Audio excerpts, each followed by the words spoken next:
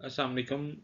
उम्मीद है आप सब खैरियत से होंगे। Welcome back to our channel. आज हम बात करेंगे नेचर ऑफ रिग्रेशन एनालिसिस के ऊपर कि रिग्रेशन एनालिसिस किसे कहते हैं।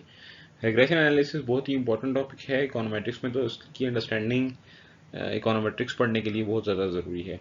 तो इसलिए आज का जो हमारी वीडियो है वो नेचर ऑफ रिग्रेशन एनालिसिस के ऊपर है। इसके अंदर हम डिफरेंट कॉन्सेप्ट्स, बेसिक कॉन्सेप्ट जो हैं वो उसकी डिस्कशन करेंगे। तो आइए बगैर किसी देर के हम अपनी वीडियो का आगाज़ करते हैं। सबसे पहले हम बात कर लेते हैं कि रिग्रेशन का मतलब क्या होता है। रिग्रेशन एनालिसिस जो है बेसिकली उसमें हम देखते हैं कि एक वेरिएबल की डिपेंडेंस जो है वो दूसरे वेरिएबल्स के ऊपर कितनी है। मतलब एक वेरिएबल को अगर हम चेंज करें तो उसके चेंज होने से दूसरा वेरिएबल कितना चेंज होता है, तो इसको हम रिग्रेशन कहते हैं, रिग्रेस करना। अब इसी हवाले से हम कुछ एग्जांपल्स कंसिडर कर लेते हैं। एक एग्जांपल है कि अगर जो हमारे फादर हैं, क्या सन की एज फादर की एज के ऊपर डिपेंड करती है कि नहीं करती।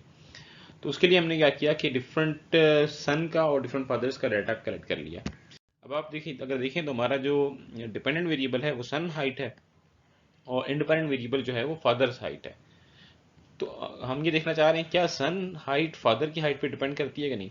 तो ये जो क्रॉस लगे हुए हैं आपको नजर आ रहे हैं यहाँ पे, ये हमने डाटा कलेक्ट किया कि जब फादर हाइट 60 इंचेस के अगर फादर हैं तो उनके सन की ये डिफरेंट हाइट्स आ रही हैं।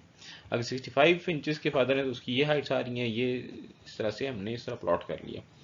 अब हमने क्या किया कि इस ये जो क्रॉस लगे हुए हैं ये बेसिकली डाटा है। इस डाटा की एवरेज वैल्यू निकाल ली जो आपको यहाँ पे ये सर्कल के अंदर जो है वो नज़र आ रही होगी, सर्कल हुई भी।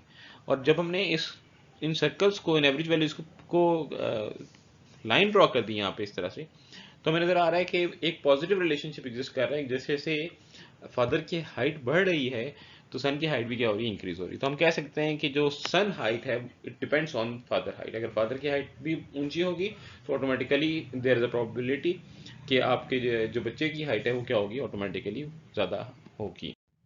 एक और एग्जांपल है कि यहाँ पे हम एज और वेट के बीच में रिलेशनशिप बिल्ड किया। हमने हमने कहा कि अगर एज 10 ईयर्स है तो सॉरी एज और हाइट के बीच में, अगर एज 10 ईयर्स है तो ये हमने डिफरेंट बच्चों की हाइट ले ली। एज 11 ईयर्स पे डिफरेंट बच्चों की हाइट ले ली। एज 12 ईयर्स पे डिफरेंट बच्चों की हाइट ले ली। और सेम उस तरह से हमने यहाँ पे ये वैल्यूज को सर्कल करके देखा कि ये एवरेज वैल्यूज हैं। और इस तरह एवरेज वैल्यूज में जब हमने उसको इस डायग्राम को स्कैटर प्लॉट कहते हैं कि हमने डाटा को स्कैटर कर दिया यहाँ पे। और जब हमने इन मीन वैल्यूज या एवरेज वैल्यूज को मिलाया आपस में तो हम देख रहे हैं कि हमारे पास एक पॉजिटिव लाइन बन गई। पॉजिटिव का मतलब क्या है कि नीचे से ऊपर जा रही है। इसका मतलब क्या है कि जैसे जैसे एज बढ़ रही है बच्चों की तो साथ साथ उनकी हाइट भी क्या हो रही है, इंक्रीज हो रही है। तो एज और हाइट में एक पॉजिटिव रिलेशनशिप एग्जिस्ट कर रहा है। या हम ये कह सकते हैं कि हाइट यहाँ पे डिपेंडेंट वेरिएबल है, तो height is dependent upon the age of the children. अब हम कुछ मजीद एग्जांपल्स देख लेते हैं। सबसे पहले जो तीसरी एग्जांपल हमारे सामने है वो है कि अगर हमारा अगर हम ये देखना चाहते हो कि कंजम्पशन एक्सपेंडिचर क्या इनकम पर डिपेंड करते हैं कि नहीं करते, तो उसके लिए हम देखेंगे एमपीसी की वैल्यू अगर हमने एस्टिमेट करनी है, उसको मार्जिनल प्रोपेंसिटी टू कंज्यूम कहते हैं। तो यहाँ पे कंजम्पशन हमारा डिपेंडेंट वेरिएबल है और डिस्पोजेबल इनकम जो है हमारी वो इंडिपेंडेंट वेरिएबल है। ऐसे ही अगर एक मोनोपोलिस्ट ने अपनी प्राइस फिक्स करनी हो और वो ये देखना चाहता हो कि क्या प्राइस का 1 यूनिट इसको इंक्रीज करना चाहिए कि नहीं करना चाहिए, तो फिर वो देखेगा कि प्राइस क्वांटिटी पे कितना डिपेंड कर रही है, जिसको हम इलास्टिसिटी आसान जुबान के अंदर कहते हैं। और इसी तरह से अगर हमने ये देखना हो कि वेजेस के चेंज होने से अनएम्प्लॉयमेंट रेट पे क्या फर्क पड़ता है, तो यहाँ पे अनएम्प्लॉयमेंट रेट डिपेंडेंट वेरिएबल है, वेजेस इंडिपेंडेंट वेरिएबल है। तो इस तरह से हम डिफरेंट वेरिएबल्स को रिग्रेस कर सकते हैं एक दूसरे के ऊपर, उसकी डिपेंडेंस चेक कर सकते हैं कि क्या एक वेरिएबल दूसरे पर डिपेंड कर रहा है कि नहीं कर रहा।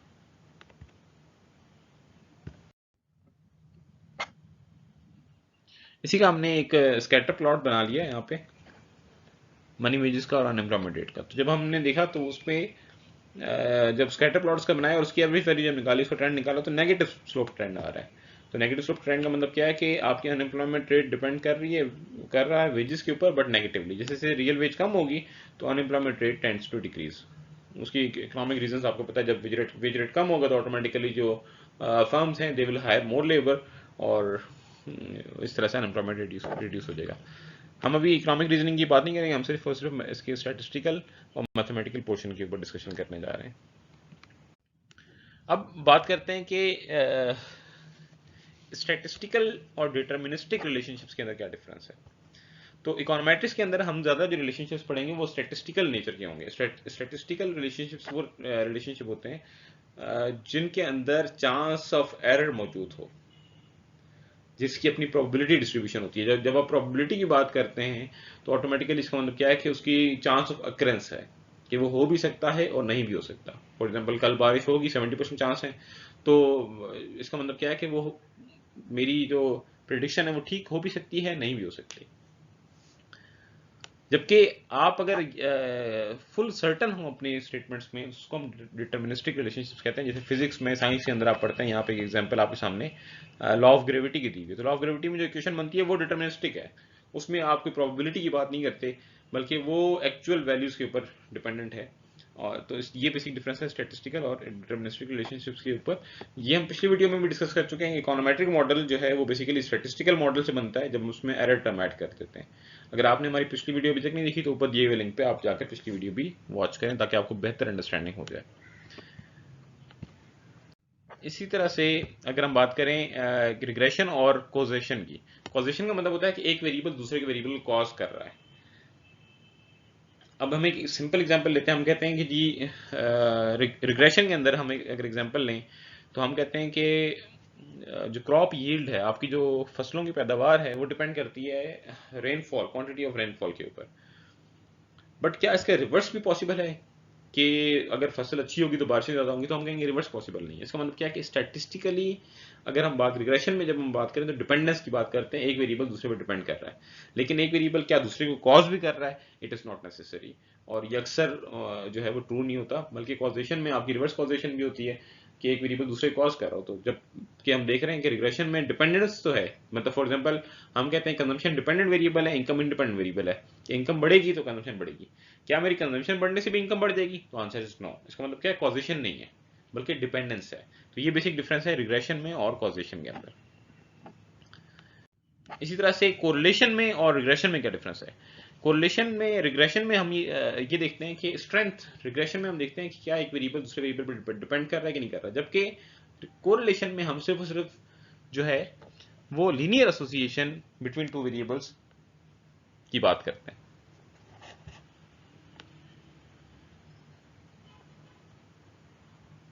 Linear variation between two variables. और जबकि एक और डिफरेंस इसमें यह है रिग्रेशन में और कोरिलेशन में, वो डिफरेंस ये है सिमेट्री का।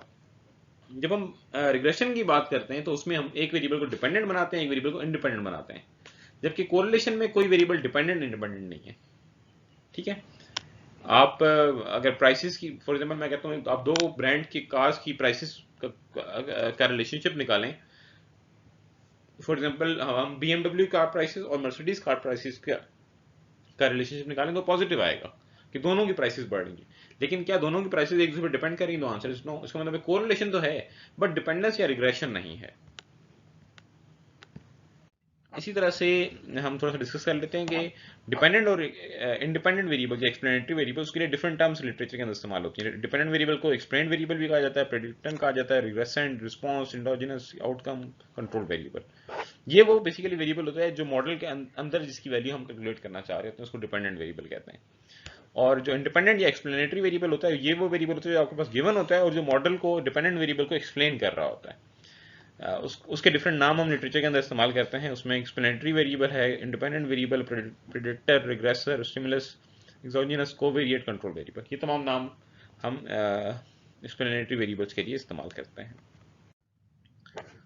अब हम थोड़ी सी बात कर लेते हैं डाटा के ऊपर, क्योंकि इकोनोमेट्रिक्स अगर आप टेक्निक्स अप्लाई करना चाह रहे हो, रिग्रेशन करना चाह रहे हो, तो रिग्रेशन तभी हो सकता पॉसिबल है जब आपके पास डाटा हो। जिस तरह हमने एग्जांपल देखी हाइट एज की, और इसी तरह सन हाइट फादर हाइट की एग्जांपल देखी, तो उसमें डाटा हमने कलेक्ट किया हुआ है। डाटा के जरिए से आप जो है वो रिग्रेशन रन कर सकते हैं।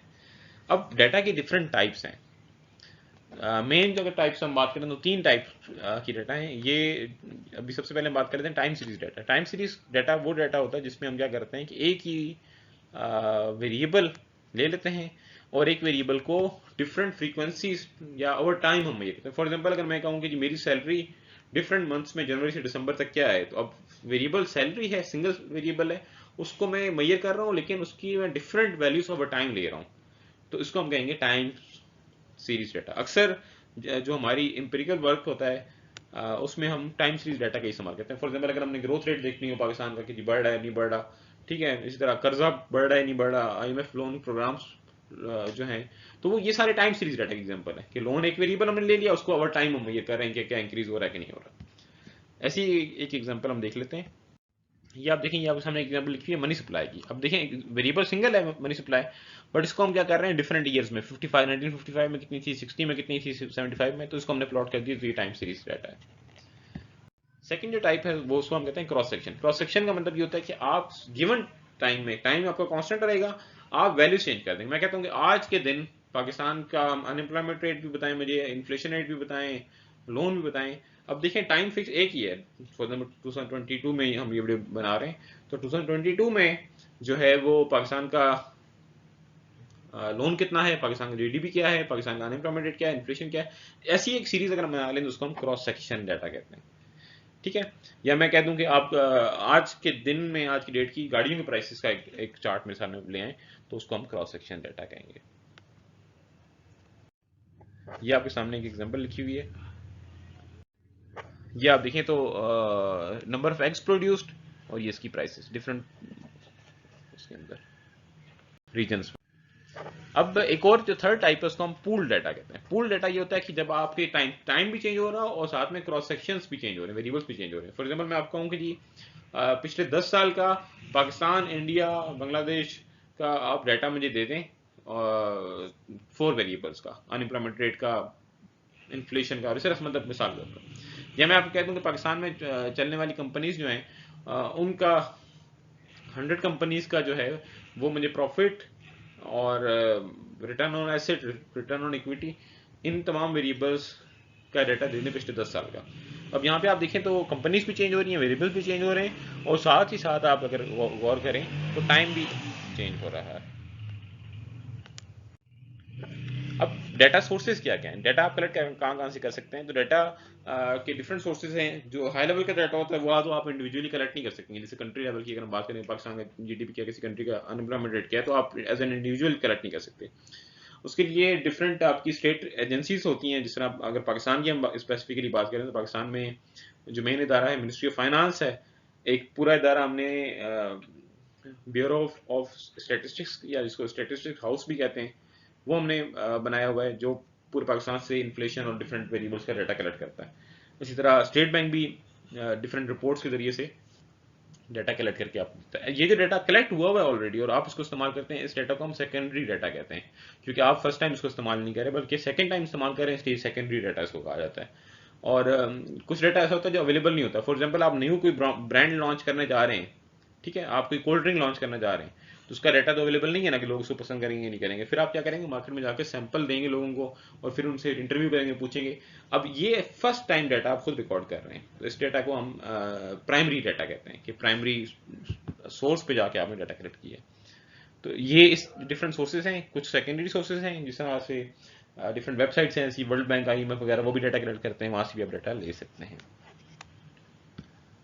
अब हम थोड़ी सी बात कर लेते हैं एक्यूरेसी ऑफ डाटा, क्योंकि डाटा मैंने जिस तरह से आपको बताया कि की रोल प्ले करता है आपके एनालिसिस में। अगर आपका डाटा ठीक नहीं होगा तो आपके रिजल्ट्स ठीक नहीं आएंगे, रिजल्ट्स ठीक नहीं आएंगे तो ऑटोमेटिकली आपकी जो फाइंडिंग्स होंगी वो खराब हो जाएंगी, और उसके नतीजे में आपकी पॉलिसी मेकिंग सारी सारी फ्लॉप कर जाएगी। तो डाटा की एक्यूरेसी बहुत ज़्यादा इंपॉर्टेंट है। अब डाटा में के अंदर डिफरेंट प्रॉब्लम्स आते हैं, उसके डिफरेंट रीजंस हैं। सबसे पहले जिस तरह सोशल साइंसेज, इकोनॉमिक्स की हम बात करें तो इकोनॉमिक्स एक बिहेवियरल साइंस है या सोशल साइंस है, जिसमें इंसान के बिहेवियर को हम स्टडी करने की कोशिश करते हैं। तो अक्सर ऐसा होता है कि आपके ऑब्जर्वेशनल एरर्स होते हैं। अगर आप खुद ऑब्जर्वेशन, मतलब आपसे कोई इंटरव्यू ले आके, तो चांसेस हैं कि आप अपने आंसर्स को डिफरेंट कर दें। ठीक है, अगर सर्वे हो रहा हो कि जी लोगों को किस किस बात पे गुस्सा आता है, तो बहुत सारे लोग अच्छा बनने के लिए हो सकता है कि ट्रू रिस्पॉन्स देना, लेकिन उनको गुस्सा आता ही नहीं है। दूसरा ये कि अगर आप एक्सपेरिमेंट के जरिए से डाटा कलेक्ट कर रहे हैं, तो एक्सपेरिमेंट के डाटा जरिए से भी डाटा कलेक्ट करते हुए आपको अप्रोक्सीमेशन और राउंड ऑफ के अंदर एरर्स आ सकते हैं। ठीक है, थर्ड, अगर आप कुछ क्वेश्चनियर बनाया है आपने, जो एक सर्वे टाइप होता है, ऑनलाइन है या ऑफलाइन क्वेश्चनियर जो होता है, उसमें एक प्रॉब्लम आता है नॉन रिस्पॉन्स का। बहुत सारे लोग उसको फिल करने के लिए राजी नहीं होते कि कौन टाइम स्पेंड करे, और दूसरा सिक्योरिटी रीजंस भी होती है, लोग समझते हैं कि पता नहीं उनको क्यों हमसे डाटा लिया जा रहा है, क्यों सवाल पूछे जा रहे हैं। फोर्थ ये है कि जो सैम्पलिंग मेथड आप इस्तेमाल कर रहे हैं हो सकता है कि वो ठीक ना हो। फिफ्थ है कि इकोनॉमिक डाटा जो है वो हाई एग्रीगेट लेवल के ऊपर अवेलेबल होता है, तो उसके अंदर भी चांसेस ऑफ एरर हो सकते हैं। तो रिसर्चर को ये तमाम चीज़ें जो है वो माइंड में रखनी चाहिए और उसके बाद अपने डाटा के ऊपर काम करना चाहिए। ये हमने आज थोड़ा सा रिग्रेशन के बारे में, और रिग्रेशन कॉजेशन में क्या फ़र्क है, रिग्रेशन कोरिलेशन में क्या फ़र्क है, कौन सी चीज़ बेहतर है, इस सब के ऊपर डिस्कशन की, थोड़ा सा डाटा के ऊपर भी डिस्कशन की। नेक्स्ट उसके अंदर हम जो है वो OLS मेथड के ऊपर डिस्कशन करेंगे। तो आप लोग कनेक्टेड रहिएगा और अपने फीडबैक से हमें लाजमी आगाह कीजिएगा। मिलते हैं अगली वीडियो में, तब तक के लिए अल्लाह हाफिज़।